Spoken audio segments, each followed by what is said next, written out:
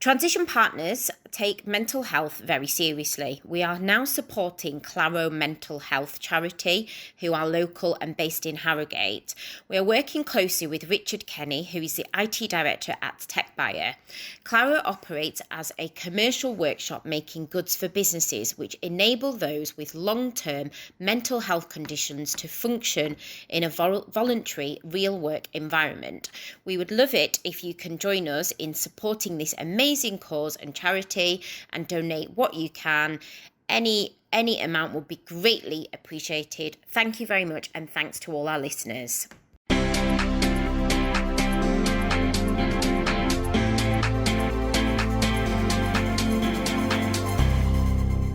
Hi, this is the Let's Talk Leadership podcast. My name's Elly Greening. And my name's Sandra Stewart. On this podcast, we will be interviewing some of the UK's greatest tech leaders. We'll be discussing war stories, battle scars, and their learnings from their journeys. Hopefully, you will pick up some great tips, learn from others' experiences, and have a good laugh along the way.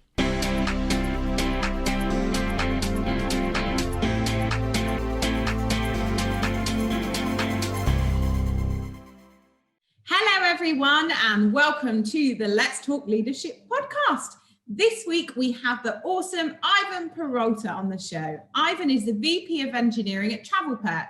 TravelPerk is a next-generation business travel platform who save time, money, and hassle, pioneering the future of business travel. Ivan has an impressive career. He's transitioned throughout from head of products, engineering roles, and into the VP of Engineering role he is in today. Ivan has overseen the team growing from 20 to almost 100 strong engineers, which is fantastic. He's passionate about continuing the growth and development of his awesome team at TravelPerk, and we cannot wait to hear all about it today. So joining us from Barcelona, we've got the lovely Ivan. Hello. Hello, thank you very much for this kind introduction. I'm really looking forward to talk to you. Fantastic. And you've got the sun is shining for you today, I hear, isn't it? Yeah. Which is very nice. We're very jealous over here in the UK. It's fantastic. It's great to have you on the show. So I usually kick off with the first question. Always like to start with setting the scene and the context for our viewers and listeners. So if you could start by giving us some background, like a bit of a kind of quick tour of your career history, how you've got to, like the journey that you've gone on and how you've got to where you are today. That'd be fantastic. Yeah. Okay. So I'm a computer science engineer. I started working like 20 years ago, more or less. The first probably 10 years of my career was working in local consultancy companies, consultancy firms, mostly working for government, doing really boring stuff, these waterfall projects from the old times. But honestly, I was really lucky to work probably in a couple or three of the most significant projects back in that time, like the first signature platform for the government, even worldwide, implementing some standards that was just in the RFCs stages. And then some other significant projects. No? But early in my career, I was pushed from my managers to become a project manager or a department manager very early in my career. So during that period, I developed a lot of background in that people management side, which is usually the other way around. So you start as an individual contributor and then you develop eventually to different roles. In my case, it was completely different. So at this point of my career, being a computer science engineer, I wanted to create things. So I was missing the fact of being able to create things. So I dropped my consultancy firm career and I started working in a small startups back in the time. Especially I was working for the last 12 years in early stages of startups, especially in the mobile ecosystem in Barcelona, which is a great ecosystem because we have the Mobile World Congress with GSMA, etc. And it was honestly great. I found like my product market fit, right? I found my space. I was able to growth from a technical perspective.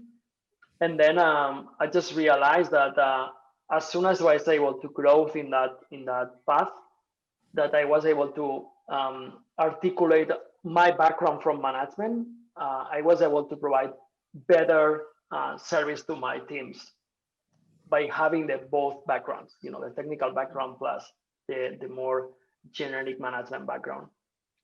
And so I was really lucky because I was working in Blico when they were acquired by Skyscanner. Then I was the first employee in Force Manager, which is a Series B CRM here in Barcelona. Then I was leading like the Mobile World Congress 2015 attendee experience, which is a huge project with 60 people, like 6 months without the possibility to get that single day delay. So I was really lucky to participate in some of the greatest projects in the area. And then 2 years ago, I just got the opportunity to join TravelPerk. I already found 4 companies in my career, so I have this mindset of being like a multidisciplinary guy who can embrace the chaos and try to make things happen and try to collaborate in different areas of a business, like from the business perspective, from the product perspective, from the engineering perspective. So it's like all the pieces came together when I joined TravelPerk. Fantastic. Brilliant. You've had a great, varied background. You started the technical degree, computer science, and worked your way through. You worked with startups, you worked with larger businesses. So you must have lots and lots of experiences and learnings that you can share with us today. So I'm really looking forward to getting into more detail about that and sharing some of those experiences. What would you say throughout that journey, what would you say has been your kind of biggest challenge? And then from that biggest challenge, your biggest kind of learning that you think others might be able to learn from, I guess. Yeah, that's a really challenging question, actually. I think the biggest challenge that you face as a manager sometimes is the imposter syndrome, right? Because sometimes you need to empower people around yourself that are more capable of doing that than yourself. And that doesn't mean that you don't provide value to them, but you need to fight this imposter syndrome and just focus on that your mission is to empower others and your mission is to make them success. And as soon as you balance that your work is not direct outcome but indirect outcome, when you are able to deal with that and balance that, then you are a successful manager. I think that's a tricky point. There is so many people who is not able to understand that they have an indirect commitment, and they are struggling a lot during this transition from individual contributor to a manager. Yeah. What tips would what's worked for you to I guess manage that and become a successful leader, and what tips would you give to others that are looking to learn from that? Wow. I mean, we built an internal program for the engineering managers. So 1 year ago, it was a quite flat organization in TravelPerk. We were like 24, 25 engineers, but we wanted to be like 100, like how it is right now. And it was impossible to do that without building the foundations of the team. So we started working in a case approach, like a mini master internally. And we start working with the former SVP, Dave Garcia, talking about, okay, we have this case about conflict resolution. We have this case about one-on-ones and building trust. We created different cases. Then we did a role play about different cases in one-on-ones. And we use so many resources for building these trainings. And I get inspired a lot with Camille Fournier books, Lara Hogan books, the Resilient Management, then the Leap Dev channel, which is really, really insightful. And we try to build like the foundation for avoiding people to start doing engineering management from scratch, right? Like you are a manager now and you start dealing with that. And I think the best tips that I can give in that sense is take that seriously. So this is not like a natural work, so take this new challenge, because this is not a promotion; it's a completely new career path. So take this professionally, and that means read, look for trainings, look for inspiration, and also look for mentors. Look for people around yourself that already face this challenge and make these mistakes before yourself. Fantastic. Interesting, really interesting point. And I think it's always the biggest transition, that, isn't it, when you move into a leadership role, and we're all human, we all make mistakes, and it's how we learn from those mistakes. Yeah. And like you say, it's trying to get that whole empowerment piece right, which is a tricky one. So in your current role, current situation, what would you say your kind of problem areas, pain points and challenges are currently? I think I always like to look to the team from the self-determination theory perspective, what is the autonomy, the relatedness, the different parts of the self-determination theory. And I think we cover mostly all these areas in TravelPerk. But there is one part that it's not clearly part of the self-determination theory, that it has been hit by COVID, which is the psychological safety of the team. Yeah. And I think this is one of the challenges that we are facing right now, because Of course. we cannot provide solutions to the uncertainty, because we don't have that solutions. So we are trying to work on that, and we are trying to, I think all of us are really proud of our leadership team and how they drive us through these situations, being transparent and being very vocal and etc. And protecting, putting the people first, right? But at the end, we cannot provide, we cannot fake the psychological safety. Yeah. So we can provide transparency and provide communication, but at the end, the people knows that no one is traveling like it was before, and no one knows when it's gonna be back, this business. Yeah. So we try to compensate that by giving clear feedback and clear data and how we are processing the metrics on the market for taking leadership and executive decisions. But again, it's really, really, really a challenging situation. Yeah, of course it is. Obviously, from the industry perspective, I mean, the year's been a shock and a change for everyone, hasn't it? But particularly, I guess, with what they do at TravelPerk. I'd like to delve a little bit further into something you mentioned earlier when you were talking about your career around the startup side of it as well. Like, you've worked for loads of different organisations, different sizes, different sized businesses, and all facing different challenges. But there's certainly a little entrepreneurial streak that I'd like to find a little bit more about with you, Ivan. So can you tell us a little bit more about Swim.it and your involvement with Swim.it? Swim.it. I wasn't expecting that question, and I'm really. I saw it on your LinkedIn. I was like, oh my god, that's so interesting. Yeah, I'm really glad that you raised this topic. I mean, I really like to read a lot. Yeah. I get a lot of inspiration by reading books. And I remember like 10 years ago, or I was reading a lot of Steve Blank and Eric Rice and Asma Duara and all these international people that are contributing about ways to create business, right? Ways to develop customers. And I feel a bit frustrated because sometimes it's really hard to take that in actions in your work. So I am an open water swimmer, and I thought that it was a great idea just to create like my personal lab, and try to put in practice all the learnings from these experts, let's say. So I start talking with people. I start defining an interview script and start talking with people like swimmers, clubs, media publishers, competitors, big organizations. So I start talking with people and try to challenge if my hypotheses were good or not.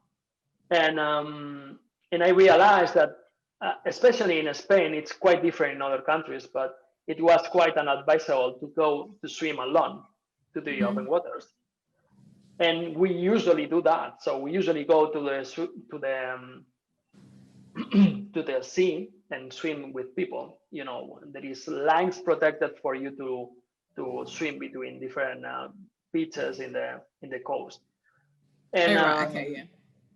and so after all these interviews, I decided to create like a social network for open water swimmers, trying to let the people connect with each other, but also discover meetups and clubs and trainers and cool. routes that they can do worldwide. So it was like a lab for me just to go through all the process. And then it was for me a big surprise because obviously from an economic perspective, it was not a successful project. It was a very niche market, and I was not able to get traction from investors because of that. But it was a huge satisfaction from the perspective of the network that I built. So I was able a project to of passion then, by the sounds of it. Yeah, I was able to meet relevant people in the market, and then I get a big surprise because I was nominated as a best service in the industry for the Worldwide Association of the Open Water. So it was like a big thing. Cool. That's so cool. Do you know what? We've found an episode that my dad is going to love to listen to because he lives in Lanzarote and he's an open water swimmer and he goes every morning and he's going to love this. So I think he'll be sending you a request on LinkedIn to find out more about it anyway. I will be looking forward. I mean, it was an amazing journey for me. That's awesome. Yeah, it's really cool. It sounds like it's been a lot of fun as well. So I'd love to delve a little bit deeper. We've touched on it a little bit about some of your ideas, but more about your leadership style, how you describe yourself as a leader and how your teams would describe you. I mean, for me, it's really hard to say how my team describes me. But I think everyone feels that I'm a caring profile. I always put my team in front of everything else, and I think this is I think you need to find a balance between being a good manager and a pleasant manager, and sometimes it's tricky, right? But for me, what it works for me, it's being a fair person. So, and being a fair person is the best gift that you can give to someone that you care. Yeah. So you try and be quite a caring sort of pleasant manager that can be supportive to your network. Okay, cool. And your team. So I know that at TravelPerk you're particularly interested, and there's a really key focus in recruitment on diversity and inclusion. I'd love to know your thoughts and any top tips that you've got from leaders that again are also focusing on this. Any initiatives that you've tried that you've seen that you feel have been particularly successful? You mean for inclusion, for diversity and inclusion? Yeah. I mean, this is a very challenging topic, especially in the engineering side.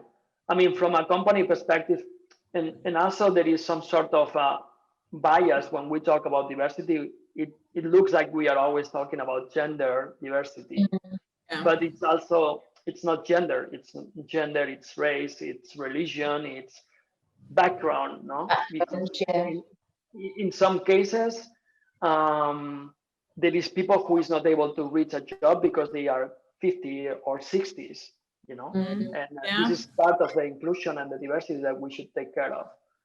So in that sense, TravelPerk as a company has a quite great balance in the gender side. So we are like 47% of women, 53% of men, 45 nationalities, which is amazing.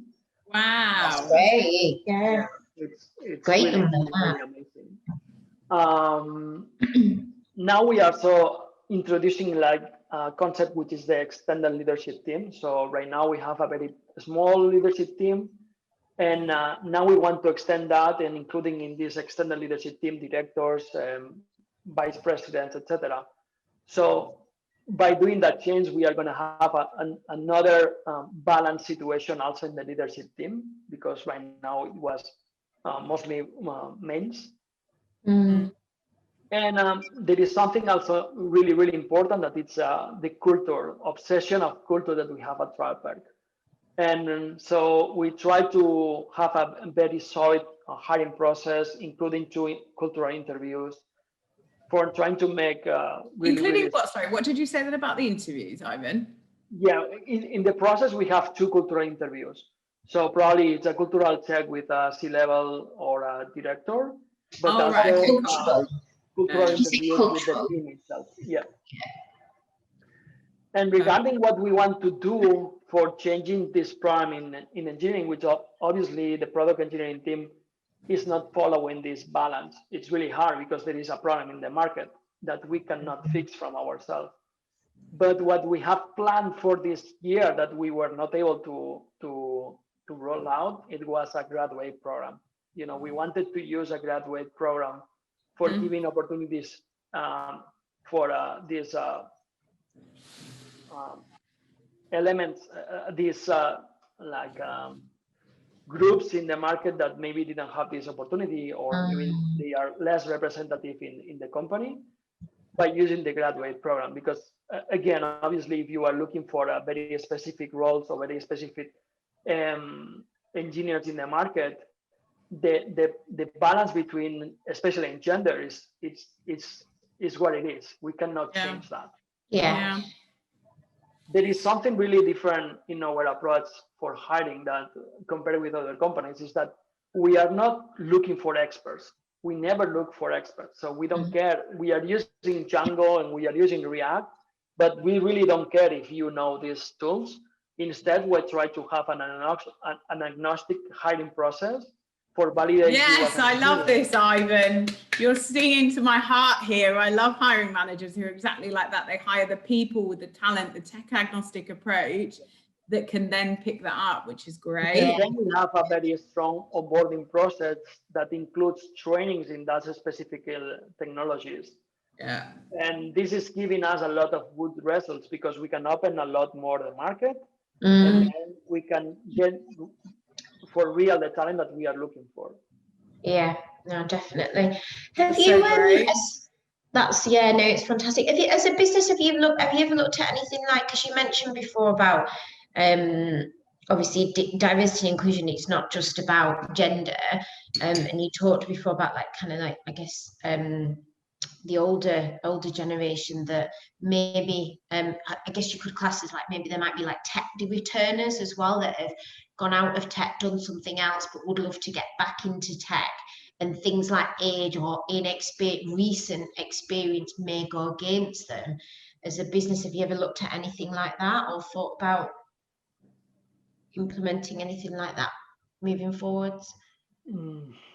I don't think we have a specific plan for that specific case. What I know is that we don't discard anyone by any of these I'm struggling to find the word in English, but basically we don't discard anyone by the age. Exactly. We are not discriminating anyone by. Yeah, I actually had an example this week which I really loved. I had feedback from one of my clients. It was regarding a CV, and this particular lady had taken 7 years out to bring up her children, and it said in the feedback section, it said, gaps in career. And I thought, oh God, here we go again. Someone else not giving someone an opportunity. And then like 2 lines down, it said, but she's been bringing up 2 children and it looks like she's been doing an awesome job. So we'd love to interview her or something like that. And I was like, it's so great that's what it's all about, that you should be able to turn back.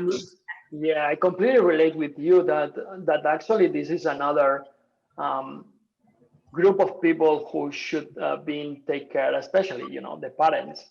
Because when we talk about diversity and inclusion, sometimes we are not considering parents. And it's really, really challenging. When you are putting a meeting at 8 in the morning, 9 in the morning, you are really struggling in the situation of someone who wants to bring their children to school, right? Yeah.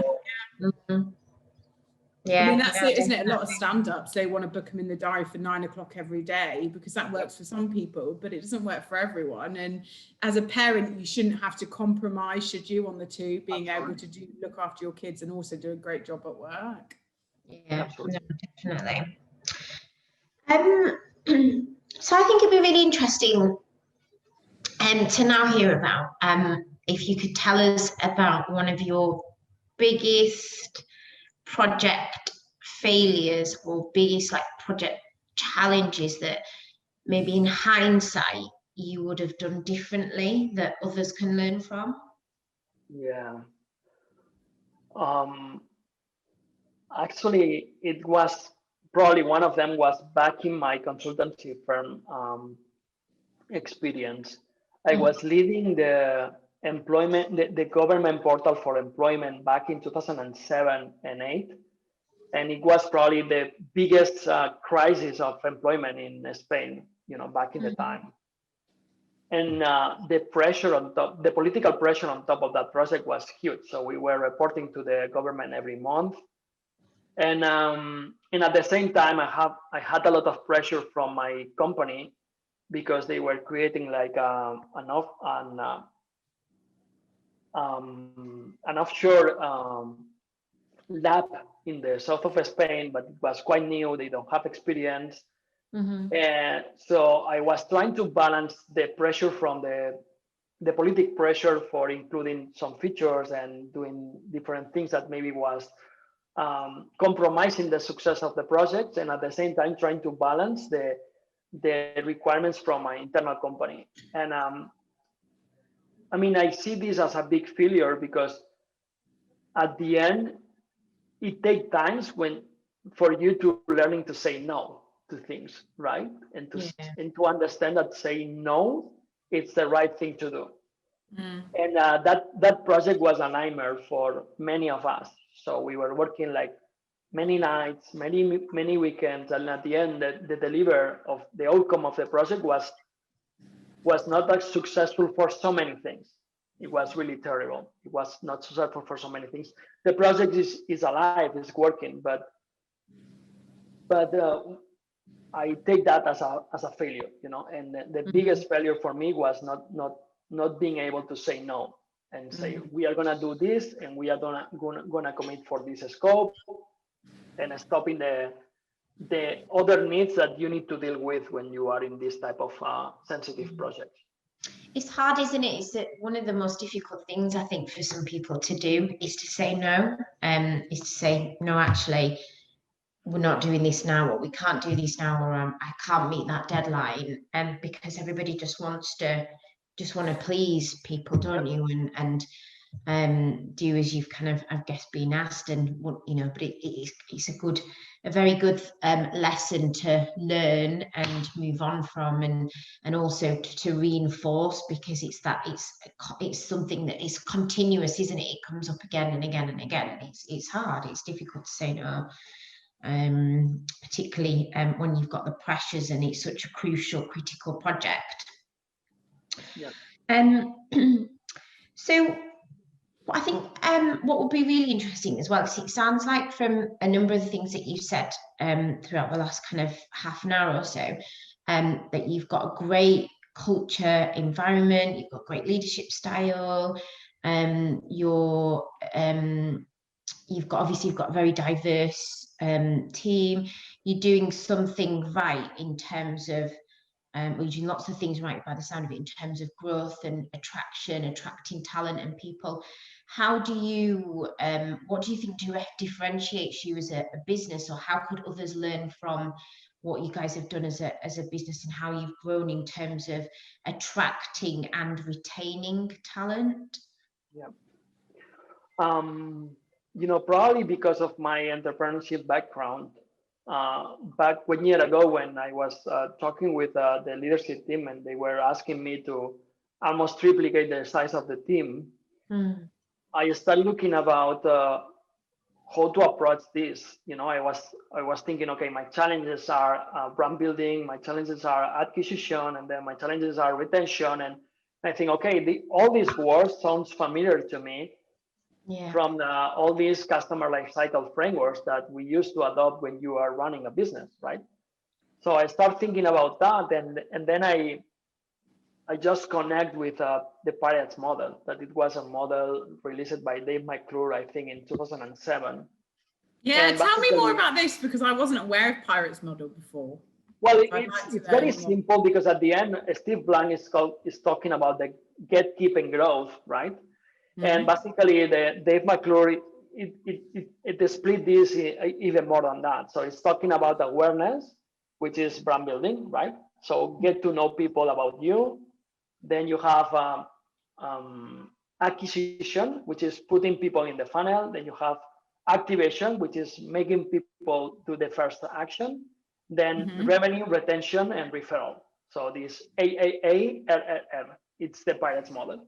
And I thought that was a great framework for me because at the end, the Pirates model is just defining KPIs that you can put in place for balancing when are the bottlenecks on your process. So I start thinking on the engineers as a customers, and I deploy all this framework. So I start talking with HR for the brand building activities, and we define KPIs for the awareness, which is the brand building activities like congress, events, advertising, anything that is regarding the brand building activities. It was monitoring by these KPIs, like conversion, the cost of acquisition, etc. Then we have the acquisition, which actually is the hiring process, right? So we evaluated the performance of the process, and we started identifying bottlenecks in the process and changing some parts of the systems, trying to simplify the process for making it happen in one day. Because one of the challenges that we had back in the time was that time to hire was 51 days. Right now it's like 20 something. And we were able to do that. 20 something's quite good, I guess, if that's from time to hire the full process. 20 is probably fairly good. I'd say that's probably above market average. I'd say that's pretty good, yeah, definitely. Yeah. But we were able to do that because we identify KPIs just by looking in that part of the funnel, right? Then we have the onboarding. As I mentioned before, we have some sort of a special boarding because we are hiring for generalist people. So, but also it's important to define KPIs and to define ways to measure the effectiveness of the onboarding. Regarding the growth, well, the revenue of an engineer is the impact, right? Probably this is the more tricky part, and I will talk about this in a bit. And then we have the referral, which is part of the acquisition. So it's easy to measure the conversion of the referral, and it's also it was also a challenge to measure the retention and the growth of the team. So talking about the contribution of the team, we start looking into ways to measure the throughput of the team. And so we start measure the collaboration approach, like how they are sharing the pull request, the comments in the pull request, taking action of the pull request. What else? So we split the contribution in collaboration, in quality, but also in manual work. So if we want to measure efficiency, we start tracking manual activities from the team for being able to identify bottlenecks in our own system, as engineers.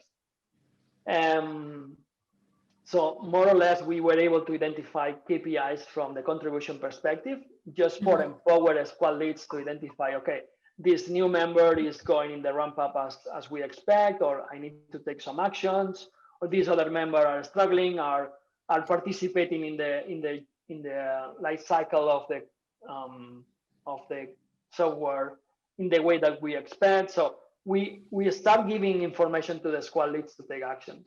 And finally, regarding the growth, we had a problem with the previous grading. So basically, we benchmarked the market for seeing what was the best option, and we identified the medium snowflake as the way to go for us, because it encourages behaviors of the people and also give the people the autonomy for growing in the areas or in the competences that they want to. So they don't need to be forced to do something just for becoming senior, Yeah. They have the freedom to decide, I want to develop myself in this area or in this other area, and anyway become senior, because the outcome that you are, or the impact that you are generating, justify that you are a senior in this organization. Yeah. That's really great. And that's obviously a credit to you and Danny in recruitment for putting that together, and the process. It sounds like you're quite a team, which is fantastic to hear. Yeah. At the end, you need to work very, very closely with the HR team in that sense. And These things take getting time, a lot of don't they, to put proper processes in place, and doesn't happen overnight. But it sounds like Elly said, you've worked really hard to get some great processes in place, and those timescales are fantastic. Yeah, I'm really happy because at the end, this year give us the space for proving ourselves, right? And at the end, we reached the goals in the sense that we gave the churn rate the lowest department in the company, and we almost triplicate the size of the team. So it was a huge success for us looking into the problem like this. Like you say, you've got to take this year as a time to reflect and work on yourself. I think we've certainly been trying to do that as well, haven't we, Sandra? So I think that's brilliant. Obviously working global teams, there's frustrations and challenges. I'd love to know a little bit more about how you're motivating and uniting your teams through these difficult times, and if you've got any special top tricks for that, that'd be awesome. When I was talking before, again, I really like all the motivation theories, like the intrinsic motivation especially. And when you are looking for the intrinsic motivation, you know, like you need to focus on some of the areas. And I always like to challenge our approach with all this vision of how the mindset of the people work, right? And so I remember that I was challenging the engineering that we are looking at TravelPerk from the gamification framework of the distribution of the players. You know, you have the socializers, you have the players, you have the philanthropic people, then you have the free spirits, you have the achievers, and the elements that you should include in your process should be aligning with the type of people that you want in your team, right? And I think in a product engineer, in a product company like us, we are looking for people who feels like a free spirit, you know, people who wants to create, people who is driven by creating things. But that's for achievers, right? People who is driven by mastery, people who wants to be better at something and be expected to be better at something. So I think all of our process is aligned with this type of stereotypes of personalities, because this is actually what we are looking at TravelPerk. That's really cool. And then it drives innovation and ideas, and sounds like you've got a great team there, which is awesome. So we love to finish the podcast then with anything that you've got going on at TravelPerk, anything really exciting or plans for the next 12 months that you can talk about, any really cool things you're up to in business, but also in your personal life as well. I think it was a really, really, really challenging year.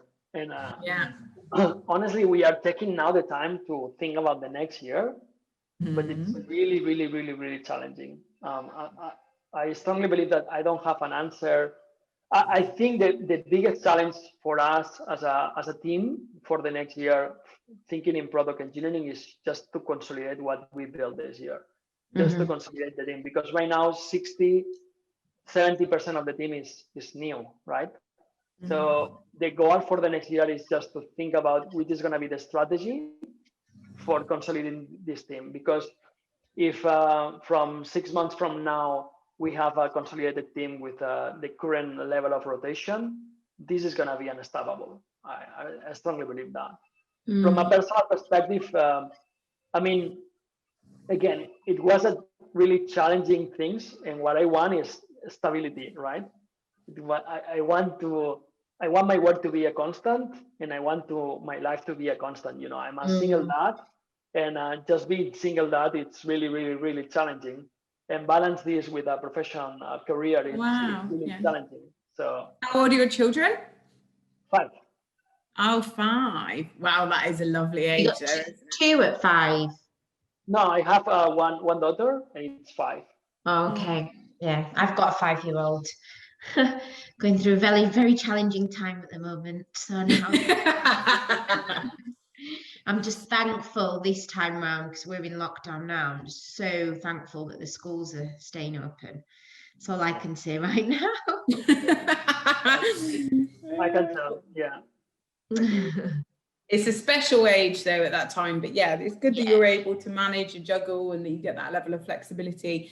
And it sounds like you're doing an awesome job at TravelPerk. So yeah, looking forward to keeping an eye on all the great stuff that you and the business are up to. If anyone's got any questions about what you've discussed today, maybe some of your thoughts on D&I or the Pirates model, things like that, is it best form of contact if people reached out to you on LinkedIn, Ivan? Yeah, I think that's the best approach. Yeah, awesome. Okay. Fantastic. Yeah.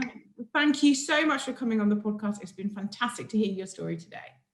Thank you very much. Really Thank appreciate that. you.